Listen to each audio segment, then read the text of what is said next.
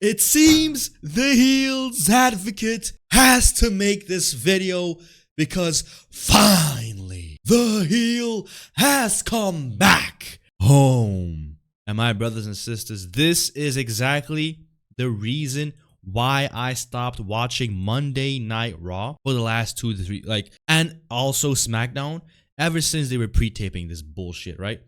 So, as you guys are not aware, for the last 2 weeks, Monday Night Raw and SmackDown Live was pre-taped, okay? So, when that was announced, the heel's advocate said, basically, I'm not gonna watch, right? If the show is not a live television show, what the hell is the purpose of me watching this, okay? So, that was the main reason why I stopped watching. And to be honest, you're gonna convince me that I should sit through pre-taped BS like this, right? When the opposite of it, when it is live, is equally as bad. I don't know what happened in the last 2 weeks of Raw. Suddenly, right?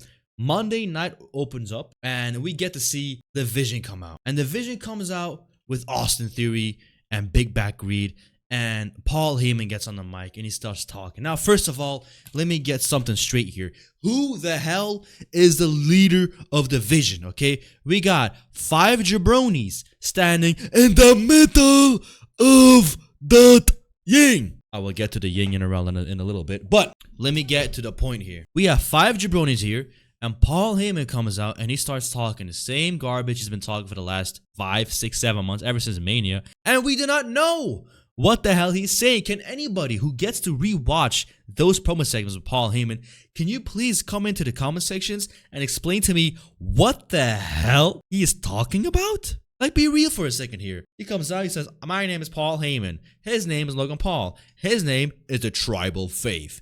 I will get your Shula Fala and I will hit you with the Tsunami. Big Bag Bruce Reed. And then he'll say, this is the future main eventer of WrestleMania. The future world heavyweight champion, Bron Breakker. And this man right here is Austin Theory. And Austin Theory stands there like a total goofball, bro. Now, let me tell you something about Austin Theory. I did not know anything that has happened ever since he took off his mask. So that was the last time this show was actually live. And since then, I don't know what the hell happened on Monday Night Raw 2 weeks ago. I don't know what the hell happened last week. I saw like a quick quick rerun, and like he was in a ring with CM Punk in a tag match. Like, brother, please, what the hell are we doing? You want to bring back Austin Theory? And I'll talk about this as well. You bring back Austin Theory just for him to join the Vision? Are you kidding me? He comes in and he joins the Vision for what? Right? So the idea is he wasn't over in A-Town Down Under, but he will be over now with the Vision, who isn't even over when Seth Rollins was around. So the supposed leader wasn't even over. So you want to have that guy come back in here and, right, like, come on. It doesn't make any sense, okay? It doesn't make any sense. This hurts Austin Theory more than it did him good. Now, there's going to be talks about, oh yeah, but he's being like a double agent for Seth Rollins. Brother, please now. What the frick are we watching? 007? We're watching James Bond here? Like, we're watching like some 5D chess? Just say what you want to say, okay? Just say what you want to say, which is Austin Theory is so unimportant to the point where literally he cannot do anything on his own. That is what you're trying to say. Because when Austin Theory, he unveiled his mask after like curb stomping, like I think CM Punk was, you will believe he will be like a rogue guy trying to do his own thing. And maybe in best case scenario, if he isn't a solo guy, at best case scenario, he's going to be like Seth Rollins' sidekick. But that is only when Seth Rollins is back, you would assume. But not, he's not going to do that. So either that is going to be what we're going to end up with, or this guy legitimately joined the Vision. And the Vision sucks. And this guy sucks right now, Bron Breakker. Do you guys remember like a few weeks ago when Bron Breakker cut that promo, that pipe bomb promo, the first one? I said, look, the precedent he set with this promo is only going to be valuable if this is where the promo cutting ends. This is only going to be valuable if this was the only and final time he did something this good, right? I didn't think it was that amazing, but for his standard, it was pretty good, right? Can you imagine when CM Punk did the pipe bomb? If this dork did it every single week, you know, like when he said like, oh yeah, the WWE would be better if Vince McMahon is dead, yada, yada, yada. Like, that promo he cut when John Cena was laying there in the middle of that yang through that table. Can you imagine? He cuts that promo every single Monday Night Raw. Like, that's going to get tired. That's going to get boring. And people are going to forget about it. And that is exactly what happened with the promo Bron Breakker cut, right? 1 week he comes out, he cuts a promo. And the second week, he comes out and he cuts another promo, the same promo. But this time at the end, he basically said, oh yeah, CM Punk, by the way, I will also take your wife. Oh, wow, cheap pop, wow, right? So then what happens? The following week, CM Punk comes out and he says, I was gone for 2 weeks because the doctor ordered me away because I got messed up at War Games. Now, I have so many questions with that. First of all, you were not hurt in War Games, okay? You took a spear and a freaking curb stomp. You take that in every single match, okay, bro? Like, let's be real. And besides, the blood that you had on your face in that War Games match is insulting to all of our intelligence. Also with Cody. These two, right? Cody and CM Punk, these two frauds literally had a ketchup packet. They had a ketchup packet smeared on their face to fake blood, all right? For the longest time in wrestling, one thing that was real was the blood, all right? Whether they got blood by blading, whether they got blood the hard way, at the end of the day, people really wanted to know whether or not the blood was fake, and they wanted to believe the blood was fake. So what they did was, we can't fake this, right? So they actually got blood for real.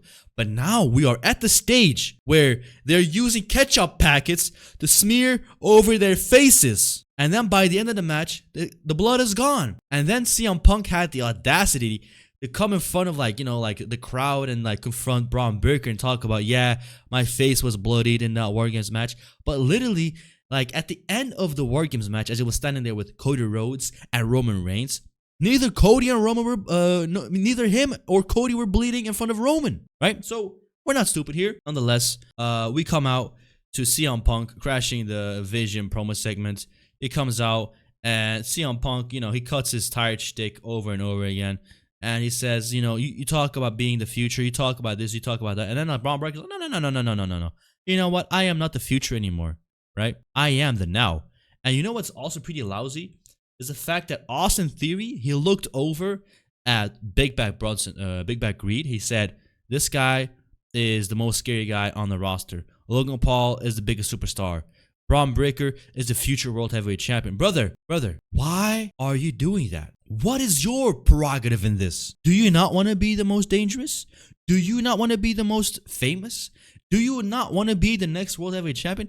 Why are you glazing these people? So, even if ultimately, you know, by some miracle, Seth Rollins comes back and, you know, these two like tag it up together and, you know, that's going to be like a big time deal. Even if that were to be true and if that were to happen, the damage by that point would have already been done, right?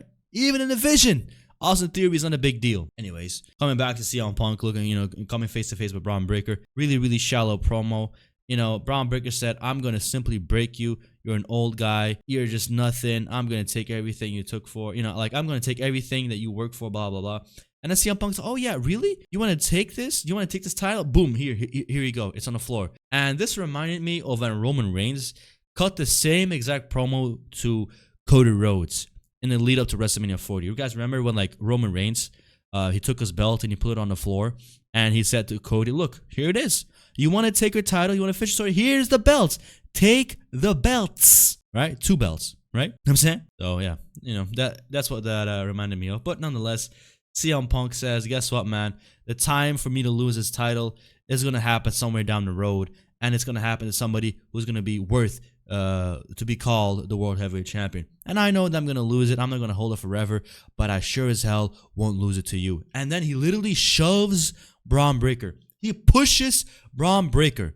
And Bron Breakker just takes it. Now, this is my problem with Bron Breakker. And this is why I don't want to watch Monday Night Raw. My brothers and sisters. Like, I swear to God, like, there's going to come a time, like there's going to be a time where Raw is going to be so bad. Even reviewing it is not going to be worth it. I don't know. I really don't know. But besides the point. So, literally, CM Punk pushes this fraud backwards. And he takes it. Now, this is contrarian to the entire belief that Bron Breakker is a badass. That Bron Breakker is a bone breaker, is a bone smasher, right? You know what I'm saying? That is not the truth here. Bron Breakker, for all of his panting and like, you know, trying to act like he's hyperactive and like almost can't contain his energy, seems to be one of, if not the most controlled animal on the roster, right? It happened right after he attacked Seth Rollins. Not even before that. Do you guys remember when Seth Rollins faked his knee injury against LA Knight, and he was gone off of like Raw for like a few weeks, and then Braun Breaker was like, I am the leader of the division now, and then Seth Rollins comes back and he cashes in on CM Punk, and then the following Monday Night Raw immediately after, Seth Rollins is like, oh yeah, the leader is back now. I thought Braun Breaker, I thought you stepped up. I thought you were the one that stepped up, Braun Breaker. Right? So what happened to that? What happened, Braun? What happened to that? Right? So immediately you're caged. You're tamed. You're like a controlled animal. And then finally you turn on Seth Rollins because you injured his elbow. So like all in kayfabe, you had to do it because, you know, the time was ticking and it just had to be done. So even then, we all knew that you did it because Rollins got injured. You didn't do it because the time for that storyline to hit the next level was there. No, that was not the case. You just did it because you just had to do it, right? So that immediately sucks as well.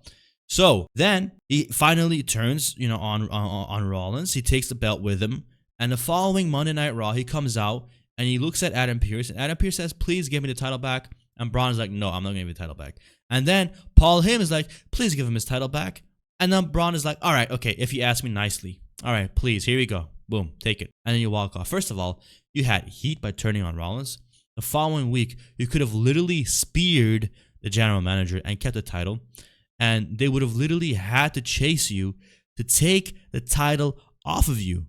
That could have given you so much more heat, right? Him just walking around with the title, that would have given him so much heat. The fact that they had AJ Lee walk out to a match against Seth Rollins and Becky Lynch with the Intercontinental title that she took off of Becky Lynch, yet Braun Breaker can't do that, that is disrespectful. That is just weird to me. It doesn't make any sense.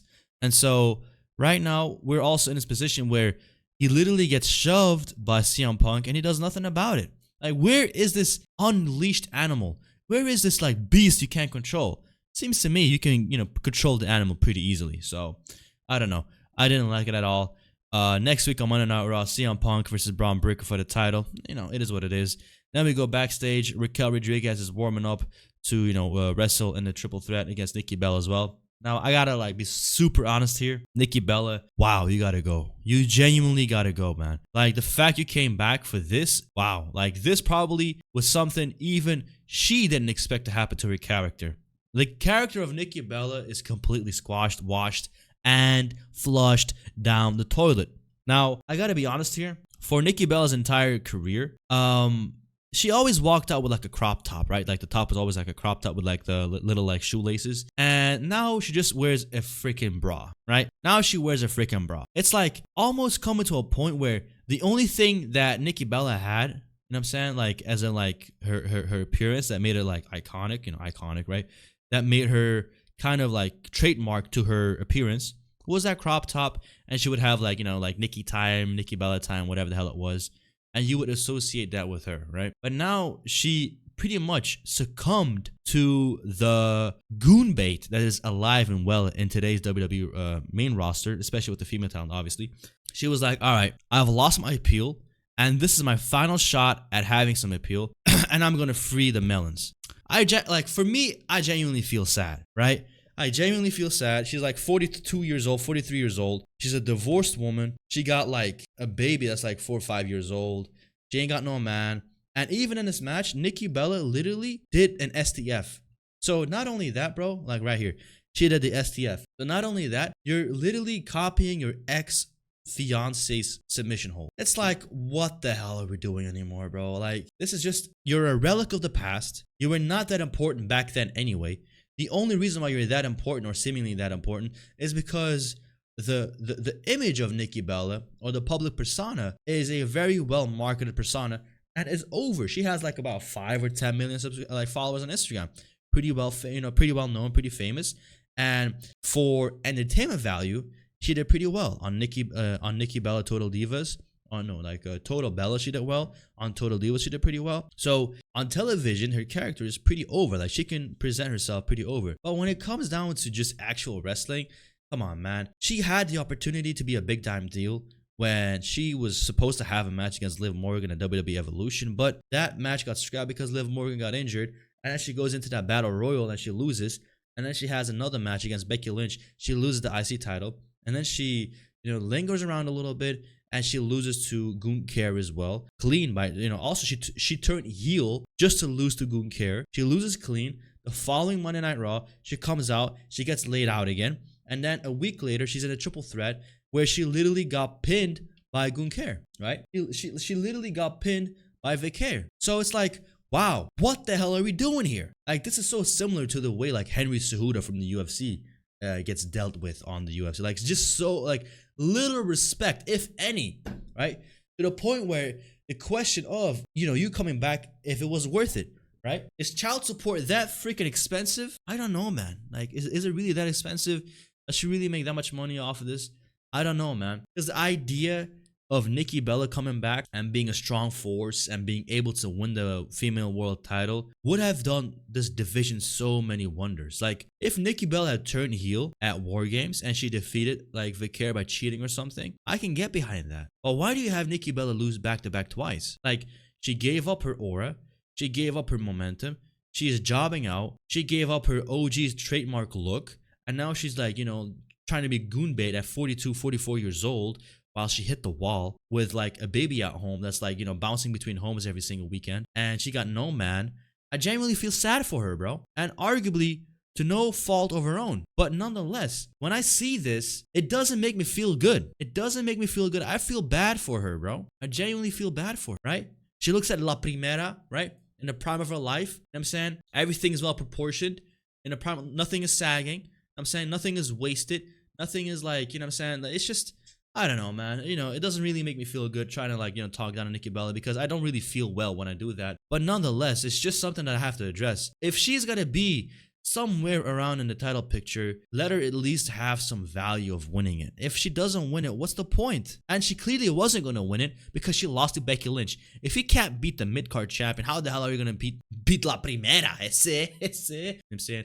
Anyways, then we go backstage and we got Gunther, der General Gunther, der General Gunther, der General Gunther. Dum, dum, dum, dum, dum, dum, dum, ying, ying, ying, ying, ying, ying, ying, ying. Let's ying it up in the middle of that ying. You know what I'm saying? So nonetheless, Gunther came out and he was just walking backstage, and R-Truth, right? R-Truth comes out, confronts him. He looks him straight in the eye and he says, you beat John Cena. That was disrespectful. I gotta tell you something. And he like just whispers something in his ear, and then Gunther laughs. I guess he just challenged him. Then we go out and we have the Kabuki Warriors come out and cut a promo that was supposed to be in English, but I believe the best American English speaking people couldn't even understand this. This is why I advocated for the Kabuki Warriors to simply have backstage vignettes with subtitles. The fact they came out and put them in the ring and like, what's her name over here?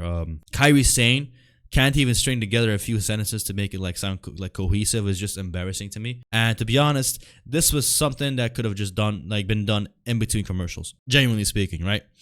Very, very horrendous promo. Then, Rhea Ripley comes out with Io Sky. They attack one another, blah, blah, blah, and then they clear house, right? Anyways, then we have Rey Mysterio, who's got a match against Austin Theory. And yeah, so we just cut down, like this match right here with Gunther and R-Truth, it lasts about like 3, 4, 5 minutes. And then he just like sinks in and rear naked choke, and he gets the victory. Boom. That's it, right? So I have to ask the question right now in here. What the hell was the point? What the hell was the point of doing it now? Okay, he beats John Cena about 2 or 3 Raws ago. Why didn't he, when he beat John Cena immediately after he beat John Cena and he came out on Monday Night Raw, why couldn't this have happened on that Raw? He would have had so much heat, but they didn't. Instead, they had him come out, you know what I'm saying, wave at the crowd a little bit, walk backstage, get in his freaking Mercedes-Benz that he's too big for, you know what I'm saying, and he drives off. Okay, if that's the way that you want to do it, we can do it. But doesn't make any sense. So anyways, Gunther, I mean, I'm just over it, man. Nobody cares about this guy even beating Cena. Like, nobody even remembers him beating Cena, bro, honestly. The following segment is like Jey Uso backstage having a little bit of doubt. He's like, look, Us, everything that I've done has been a mess up, and you joining me here, I don't want to like jinx you either. And you know what I'm saying? Like, you joining me is gonna something is gonna happen, and like we're gonna lose, and I'm gonna mess you up as well. So anyways, Jimmy reassures him nothing's gonna happen. And then Javon Evans is backstage, gets confronted by Americanos, the Grande Americanos. So I don't know, man. So anyways, then we lock back onto Austin Theory, and for some reason, the pants that he wore last week or 2 weeks ago in the ring, but he had like a different attire, I liked it. Now he's wearing his OG trunks again. First of all, as much as I like Austin Theory's potential of being something important, him coming out with these booty shorts and him having a big fucking trunk, it takes away from the believability. Like, how can I ever look at a guy as threatening when he got a freaking loaded up trunk, right? This guy walks around, bro, and those two freaking peaches just bounce up and down. Like, bro, like, I don't swing that way, but you can't look past it, bro, right? Freaking BBL Theory, bro. You know what I'm saying? BBL Theory up in this piece, bro. Like, it doesn't make any sense for this to be even a thing. Like, him wearing those pants kind of made him look different. But now he's just looking like the same that he's always looked. So how are we going to treat him any different than what he has always gotten treated as? And the fact is, bro, Logan Paul defeated Rey Mysterio, right? And Austin Theory is going to have like a life and death with him. And he doesn't even beat him. His first singles match, and he doesn't even beat Rey Mysterio, bro. He's like 55 years old, bro, and you can't beat him. Like, Logan Paul has to come out and help you cheat. I mean, you're cooked, bro. Austin Theory is a jobber. He's a bum. I don't want to hear him. He sucks. He literally sucks. And that freaking, puto pendejo Penta comes out, right? And he just botches the Hurricane Rana, and they clear house. Rey Mysterio, like, he hits Logan Paul with a 619. They clear house. And then, we just cut to, like, Maxine Dupree and Becky Lynch. They go back and forth. I'm not too interested in this. Trick Williams was backstage, talking about, look, Adam Pearce, I wanna have my shot on the main roster. Call me soon. I'll talk to you. Yeah. And then Bailey and Valkyria come out. I skipped it. The match between AJ, Dragon Lee, and the Usos was really good. That being said, that is credit to AJ Styles. Obviously, he makes everybody look good. But AJ Styles, he puts them over, and the Usos regain the tag championships after a long while. And this is really the reason why I have to stop watching Monday Night Raw, right? This is why I stopped watching Raw. The fact that Raw was live is something that I've kind of made fit in my schedule. Monday night, like on Monday evenings or Monday nights, I watch wrestling, right? And on Friday, the same can be said. Now, that is something that is part of my routine. Now, the fact that the tapes were happening the last 2 weeks, that is something that I completely broke off, right? And for me, it was kind of hard to get back in here and watch this show knowing how well the channel is doing without these reviews. Now, I will still do these reviews for the sake of doing them because I want to be known as like one of the premier reviewers of the show. And, if I can, hit the core audience and still get 10K, 15K, 20K views, whatever it might be, then I'm really, really happy, right? Because then I've hit something really, really core. And I really would want that type of position for me and this channel. But nonetheless, I can't lie to myself or to you guys and say this Raw was anything other than trash, right? If I were to give it a score, I would give it like a 0.5 or maybe a 1 just because the Usos have the title again. But even that is like not that inherently important. I mean, so what? The Usos have the title again. Like, who gives a damn, bro, right? It is more so a downgrade of Jey Uso. And it's kind of very, very sad.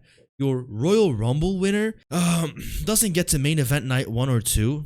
He gets relegated to the opener, and it's only the World Heavyweight title. And he loses the title after 2 months, and he's going to be back in the tag title division. It's like, damn, bro. Like, why even have him win, right? Why even have him win? I get the push they were, like, doing for him, but it's like, damn, man, why even do it? But nonetheless, they did it. On the bright side, at least, the tag titles are going to have a little bit more prestige to them because the Usos are holding on to it. So, if it was a Judgment Day, it didn't feel important. If it was a New Day, it didn't feel important. Thank God AJ Styles is not a tag champion anymore. I hated that tag, bro. Like, that tag with, like, AJ and Dragon Lee, that was horrible. I hated that. So, that being said, you guys, I'm the Heels Advocate.